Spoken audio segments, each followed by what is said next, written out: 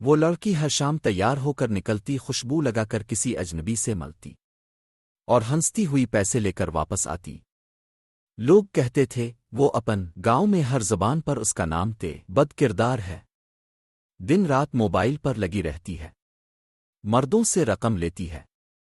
ماں باپ نے تر یہ سب وہ سن چکی تھی، چپ چاپ بنا کسی صفائی، کسی کو نہ اس کا درد دکھا نہ اس کی مج۔ اس کے کردار پر سوال تھے، آنکھوں میں حقارت تھی اور پیچھے سے لوگ اسے اگننا، لیکن کسی نے یہ نہ پوچھا وہ ایسا کیوں کر رہی تھی۔ اور پھر ایک دن سب کو پتہ چلا اور ساری زبانیں خواہ۔ فرزانہ ایک عام سی لڑکی تھی جو ہر روز گاؤں سے شہر جاتی تھی، فون پر چھپ چھپ کر بات کرتی، اور شام کو لوگوں نے سمجھ لیا کہ وہ کسی مرد کے ساتھ چکر چلا، حتیٰ کہ اس کے خاندان والے بھی نظر۔ اس کے باپ نے اس سے بات کرنا چھوڑ دی اور ماں بس خے۔ لیکن اصل کہانی کچھ اور۔ فرزانہ کی ماں کو تیسری سٹیج کا کینسر تھا اور حکومت کی دوائیاں بے۔ اس نے ہر جگہ قرض مانگا، بنک رشتہ دار NGO، یہاں تک کہ کچھ لوگوں سے ہاتھ بھی جوڑے جنہیں لوگ اچھا نہیں۔ جو جوڑوں کی خریدی ہوئی چوڑیاں وہ پہن کر شہر جاتی تھی، وہ پارلر میں نہیں، دواخانوں کے دروازوں۔ وہ مرد جن سے وہ بات کرتی تھی وہ صرف قرض دال۔ آخری دنوں میں ماں نے ایک بار تم نے جھوٹ بول بول کر مجھے جینے کے دن دیے بیٹی، تو میرے لیے جیم ہر جھوٹ گناہ نہیں ہو، کبھی کبھی جھوٹ ماں کی سانسیں بڑھت۔ لائک